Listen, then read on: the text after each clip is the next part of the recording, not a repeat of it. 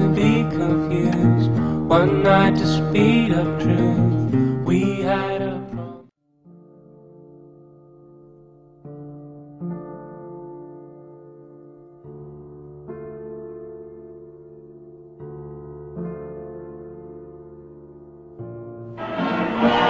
While people were busy celebrating the end of World War II and believing what they wanted to believe, the international banksters who had sponsored the genocide, torture, and suffering of non-ethnic Jews stole their wealth from Swiss bank accounts, just as they had stolen the wealth of the Russian czars after financing the Russian Revolution.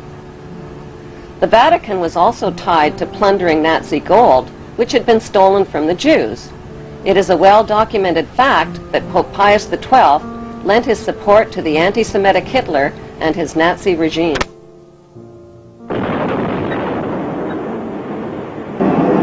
With the fall of Nazi Germany, the Rothschilds wasted no time waving their Balfour Declaration at the British government and reminding them of their written promise to give them Palestine. But how could the British promise the Arab land of Palestine to the Jews?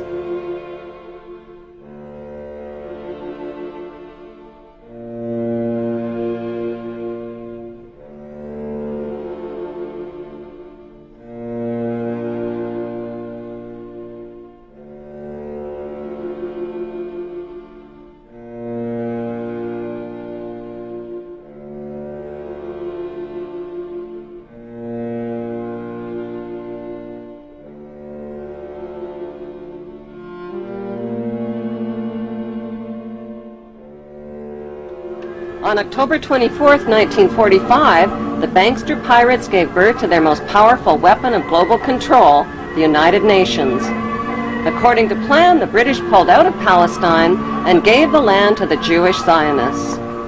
These Zionist extremists call themselves God's chosen race of people and believe they have a God-given right to the land of the Palestinians.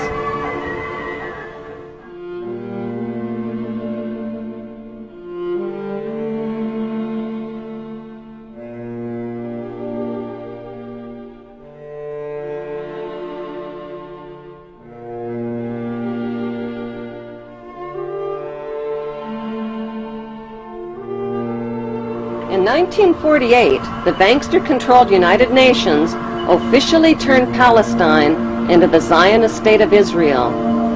To deal with the millions of Palestinian residents, the Israeli Jews massacred and drove them from their villages and homeland.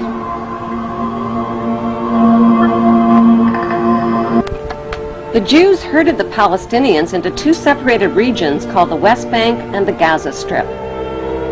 The Rothschilds soon began financing Jewish Holocaust refugees to build illegal Jewish settlements on Palestinian land. These illegal Jewish settlements set the stage for Israel's Prime Minister Ariel Sharon's reign of terror against Palestinians who dared to defend what was left of their stolen homeland. Like Saddam Hussein, Sharon violated dozens of UN resolutions by using hundreds of tanks and American-supplied gunships and planes in an unrelenting campaign of bombing, murdering, bulldozing, starving, and terrorizing the Palestinians off of what remained of their land.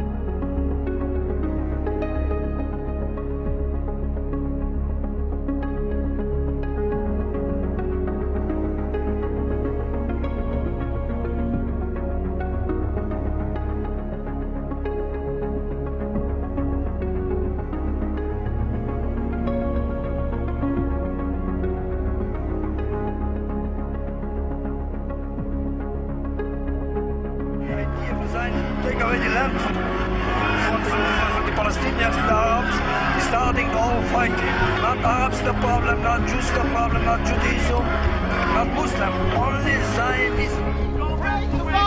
Every single day for the speedy and peaceful dismantlement of the state of Israel. Then we can once again coexist as we have for hundreds of years. We have older rabbis who will testify lived in the old state of Jerusalem. In the old state, in the old city of Jerusalem. In the old city, they lived door by door. This rabbi lived in the old city of Jerusalem.